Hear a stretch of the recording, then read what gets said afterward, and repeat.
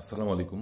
একটা বিষয় সবার অগোচরে থেকে যাচ্ছে, সেটা হলো 5ই আগস্টের পরবর্তী সময়ে বাংলাদেশে এমন কোনো বিজনেস অর্গানাইজেশন নেই, এমন কোনো প্রতিষ্ঠান নেই, ট্রাভেল এজেন্ট বলেন, গার্মেন্টস সেক্টর বলেন, সবগুলোতে যথেষ্ট বাজে অবস্থা এবং ধস নেমেছে। গার্মেন্টসের সেক্টর যদি বলি, গার্মেন্টসের ক্ষেত্রে তো আপনার প্রচুর বড় বড় গার্মেন্টস বন্ধ হয়ে গিয়েছে, ফরেন অর্ডার তারা পাচ্ছে না, বন্ধ হয়ে গিয়েছে।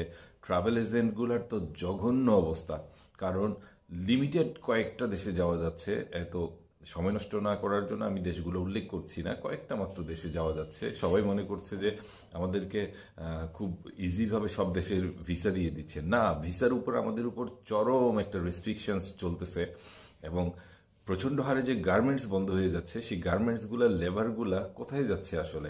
মেয়েরা খারাপ দিকে চলে যাচ্ছে, ডেফিনেটলি পেট বাঁচাতে হবে। আর যে গার্মেন্টসের কর্মী ছেলেগুলা বের হচ্ছে, তারা অপরচুনিটিস কোথাও পাচ্ছে না, তারা বিপদগামী রাস্তায় ধাবিত হচ্ছে। এই জিনিসগুলা মুখ্য বিষয়, কিন্তু এগুলা আমরা দেখতে পাচ্ছি না। আপনি গ্রোসারি শপ থেকে এভরি শপে আপনি কোয়ারি করেন, 5ই আগস্টের পরবর্তী সময়ে প্রতিটা দোকানে প্রতিটা জিনিসের মূল্য 8 আনা হলেও বৃদ্ধি পেয়েছে।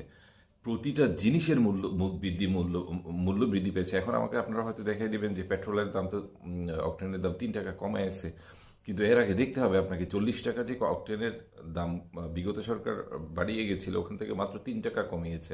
এগুলো কতগুলো আই ওয়াশ মাত্র। এভাবে আই ওয়াশের সিনারিও, আমি সরকার বিরোধী কথা বলছি না, বাট এই আই ওয়াশের সিনারিও গোটা বাংলাদেশ জুড়ে অনেক চলতেছে।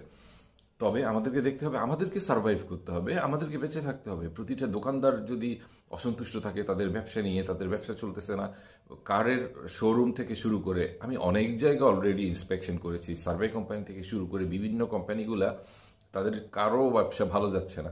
আপনারাই বলুন এর কারণ কি?